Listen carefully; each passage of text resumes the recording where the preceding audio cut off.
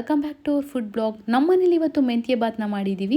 ತುಂಬಾ ಈಸಿಯಾಗಿ, ಜಾಸ್ತಿ ಮಸಾಲ ಇಲ್ಲದೆ, ಲೈಟಾಗಿ ಕಡಿಮೆ ಸಾಮಗ್ರಿಗಳನ್ನು ಬಳಸ್ಕೊಂಡು ಆರಾಮಾಗಿ ಮನೆಯಲ್ಲೇ ಮಾಡ್ಕೋಬೋದು. ಸೊಪ್ಪು ಅಂದರೆ ತುಂಬ ಜನ ಇಷ್ಟಪಡೋದಿಲ್ಲ. ಈ ರೀತಿ ಮಾಡಿಕೊಡೋದ್ರಿಂದ ಎಲ್ರಿಗೂ ಇಷ್ಟ ಆಗುತ್ತೆ, ಮಕ್ಕಳು ಕೂಡ ತುಂಬ ಇಷ್ಟಪಟ್ಟು ತಿಂತಾರೆ. ಹಾಗಾದರೆ ಬನ್ನಿ ಹೇಗೆ ಮಾಡೋದು, ಬೇಕಾಗಿರೋ ಸಾಮಗ್ರಿ ನೋಡೋಣ. 1 ಗ್ಲಾಸ್ ಅಕ್ಕಿನ ತೊಳೆದಿಟ್ಕೊಂಡಿದ್ದೀವಿ. ಚಕ್ಕೆ, ಲವಂಗ, ಏಲಕ್ಕಿ, ಸೋಂಪು ಕಾಳನ್ನು ತೊಗೊಂಡಿದ್ದೀವಿ. 1 ಹಿಡಿಯಷ್ಟು ಬಟಾಣಿ ಇದೆ, ಕೊತ್ತಂಬರಿ ಸೊಪ್ಪು, ಈರುಳ್ಳಿ ಸ್ವಲ್ಪ, ಮೆಣಸಿನ್ಕಾಯಿ, ಶುಂಠಿ, ಬೆಳ್ಳುಳ್ಳಿ, 1 ನಿಂಬೆಹಣ್ಣು. ಮಸಾಲೆ ರುಬ್ಲಿಕ್ಕೆ ಚಕ್ಕೆ, ಲವಂಗ, ಏಲಕ್ಕಿನ ತೊಗೊಂಡಿದ್ದೀವಿ. ರುಚಿಗೆ ತಕ್ಕಷ್ಟು ಉಪ್ಪು, ಈರುಳ್ಳಿ ಮತ್ತು ಮೆಂತ್ಯ ಸೊಪ್ಪು ಒಂದು ಕಟ್ಟಷ್ಟನ್ನ ತೊಳ್ಕೊಂಡು ಇಟ್ಕೊಂಡಿದ್ದೀವಿ. ಇದಿಷ್ಟಿದ್ರೆ ಸಾಕು, ಮಾಡೋದು ತುಂಬ ಈಸಿ. ಕಾಯಿ ತುರಿ ಸ್ವಲ್ಪ ಜಾಸ್ತಿನೇ ಬೇಕಾಗತ್ತೆ.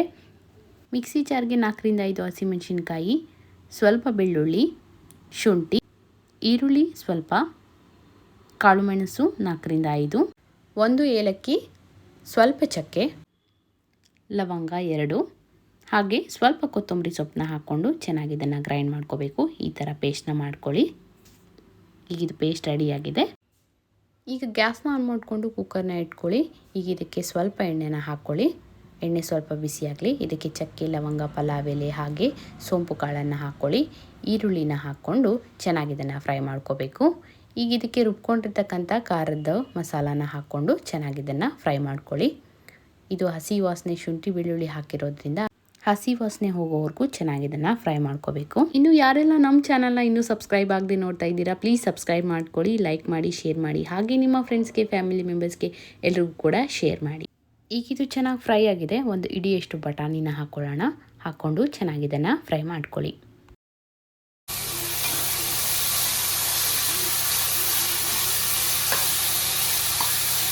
ಚೆನ್ನಾಗಿ ಫ್ರೈ ಆಗಿದೆ. ಇದಕ್ಕೆ 1 ಕಟ್ಟಿನಷ್ಟು ಮೆಂತ್ಯ ಸೊಪ್ಪನ್ನು ನೀಟಾಗಿ ತೊಳ್ಕೊಂಡು ಚಿಕ್ಕದಾಗಿ ಕಟ್ ಮಾಡಿ ಹಾಕ್ಕೋತಾ ಇದ್ದೀವಿ. ಹಾಕ್ಕೊಂಡು ಇದನ್ನು ಕೂಡ ಚೆನ್ನಾಗಿ ಫ್ರೈ ಮಾಡ್ಕೊಳ್ಳಿ. ತುಂಬಾ ಈಸಿಯಾಗಿರೋ ಒಂದು ಒಗ್ಗಟನ ಕೇಳ್ತೀನಿ, ಎಷ್ಟು ಜನಕ್ಕೆ ಆನ್ಸರ್ ಗೊತ್ತಿದೆ ನೋಡೋಣ. ಮೂಲೆಯಲ್ಲಿರೋ ಡಬ್ಬಿ ಇಡೀ ಪ್ರಪಂಚವನ್ನೇ ತೋರಿಸುತ್ತದೆ. ತುಂಬಾ ಈಸಿ ಅಲ್ಲ? ನಿಮಗೆ ಆನ್ಸರ್ ಗೊತ್ತಿದೆ ಅಂದರೆ ಕಮೆಂಟ್ ಮುಖಾಂತರ ಇದನ್ನು ತಿಳಿಸ್ಬೋದು. ಈಗ ಇದು ಚೆನ್ನಾಗಿ ಫ್ರೈ ಆಗಿದೆ. ಇದಕ್ಕೆ 1 ಗ್ಲಾಸ್ ಅಷ್ಟು ಅಕ್ಕಿನ ನೀಟಾಗಿ ತೊಳ್ಕೊಂಡು ನೆನೆ ಇಟ್ಟಿದ್ವಿ. ಆ ಅಕ್ಕಿನ ಈಗ ಹಾಕ್ಕೊಳ್ಳಿ.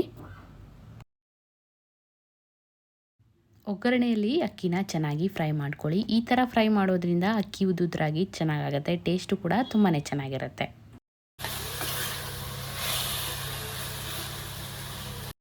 ರುಚಿಗೆ ತಕ್ಕಷ್ಟು ಉಪ್ಪನ್ನು ಹಾಕ್ಕೊಳ್ಳಿ. ಚೆನ್ನಾಗಿ ಇದನ್ನು ಫ್ರೈ ಮಾಡ್ಕೊಳ್ಳಿ. 2 ರಿಂದ 3 ನಿಮಿಷ ಚೆನ್ನಾಗಿದು ಫ್ರೈ ಆಗಿದೆ. ಈಗ ಅಳತೆಗೆ ತಕ್ಕನಾಗೆ ನೀರನ್ನು ಹಾಕ್ಕೊಳ್ಳೋಣ. 1 ಗ್ಲಾಸ್ ಅಕ್ಕಿಗೆ 2 ಗ್ಲಾಸ್ ನೀರನ್ನು ಹಾಕ್ಕೋತಾ ಇದ್ದೀವಿ.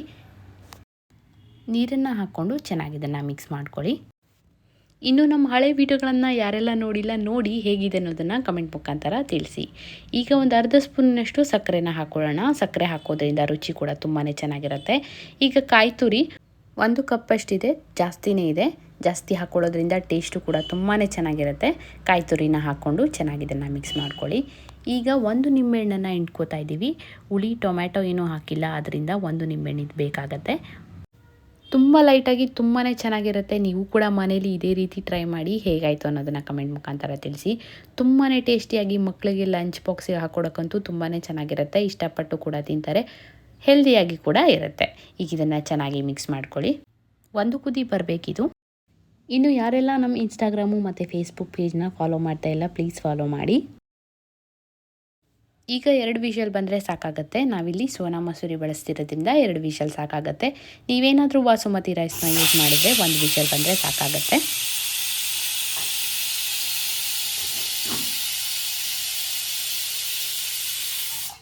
ಈಗ ಹೇಗಾಗಿದೆ ನೋಡೋಣ. ಇದು ಕುಕ್ಕರ್ ಹಾರಿ 5-10 ನಿಮಿಷ ಆದರೆ ತುಂಬಾ ಚೆನ್ನಾಗಿ ಹರಳ್ಕೊಳ್ಳುತ್ತೆ. ಈಗ ಇದು ರೆಡಿ ಇದೆ. ಬಿಸಿ ಬಿಸಿ ಮೆಂತ್ಯ ಬಾತ್ ರೆಡಿಯಾಗಿದೆ. ಇದನ್ನು ಒಂದ್ಸತಿ ಚೆನ್ನಾಗಿ ಮಿಕ್ಸ್ ಮಾಡ್ಕೊಳ್ಳಿ. ನಾವೆಲ್ಲ ನೀಟಾಗಿ ಮಿಕ್ಸ್ ಮಾಡಿ ಕುದಿಸಿ ಹಾಕಿರೋದ್ರಿಂದ ಚೆನ್ನಾಗಿದ್ದು ಸೊಪ್ಪು ಎಲ್ಲ ಚೆನ್ನಾಗಿ ಮಿಕ್ಸ್ ಆಗಿರುತ್ತೆ. ನೋಡಿದ್ರಲ್ಲ, ತುಂಬಾ ಈಸಿಯಾಗಿ ಮನೇಲಿ ಮೆಂತ್ಯ ಬಾತ್ನ ಹೇಗೆ ಮಾಡ್ಕೊಳ್ಳೋದು ಅಂತ. ನಿಮಗೂ ತಿನ್ಬೇಕು ಅನ್ನಿಸ್ತಿದೆಯಲ್ಲ? ನಾಳಿನ ಬ್ರೇಕ್ಫಾಸ್ಟ್ಗೆ ನೀವು ಕೂಡ ಮೆಂತ್ಯ ಬಾತ್ನೇ ಮಾಡ್ಕೊಳ್ಳಿ. ಚಟ್ನಿ ಜೊತೆ, ಮೊಸರು ಬಜ್ಜಿ ಜೊತೆ ಸಖತ್ತಾಗಿರುತ್ತೆ. ನಿಮ್ಮೆಲ್ರಿಗೂ ಈ ವಿಡಿಯೋ ಇಷ್ಟ ಆಯಿತು ಅನ್ಕೋತೀನಿ. ಇನ್ನಷ್ಟು ಈಸಿ ಆ್ಯಂಡ್ ಟೇಸ್ಟಿ ರೆಸಿಪಿಯೊಂದಿಗೆ ಬರ್ತೀವಿ. Till then keep watching Pushpa food blog. Hope you guys enjoyed. Thank you for watching.